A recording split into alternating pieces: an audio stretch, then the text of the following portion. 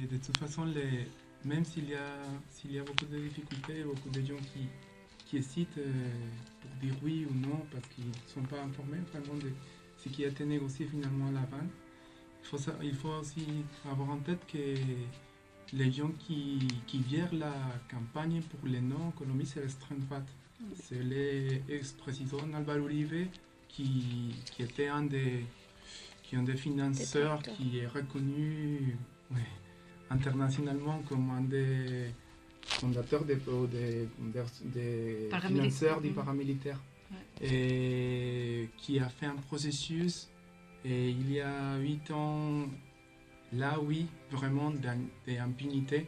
Il y a eu pas vraiment de justice avec les victimes, avec des paramilitaires. Donc, et lutter contre cette matrice médiatique, c'est assez difficile. C'était plutôt une partie du gouvernement actuel qu'il faut aussi savoir qui était le ministre de la Défense à l'époque.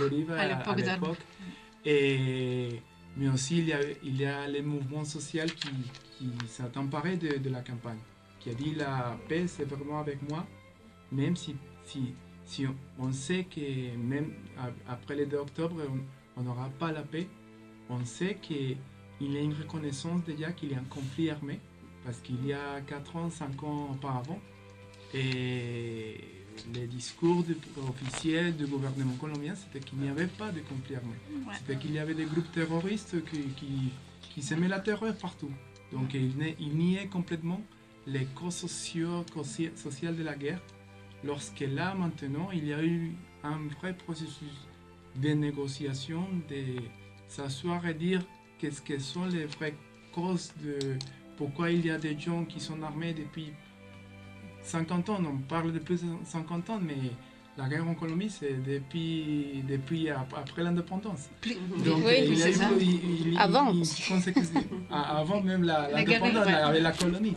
Donc finalement, c'est un processus qui ne s'est pas arrêté, qu'on reconnaît actuellement comme un conflit armé, mais qui date depuis longtemps. Et résoudre ses racines, c'est assez difficile. C'est vraiment ancré dans une grosse partie de la population qui a vécu que la guerre, qui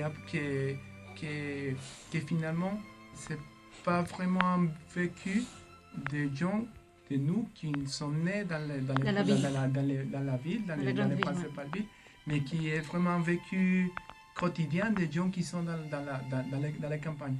Moi, j'étais le mois dernier en Colombie et on parlait avec les gens qui nous disaient c'est changé complètement. Et après le processus de paix, depuis un an et demi, il y a vraiment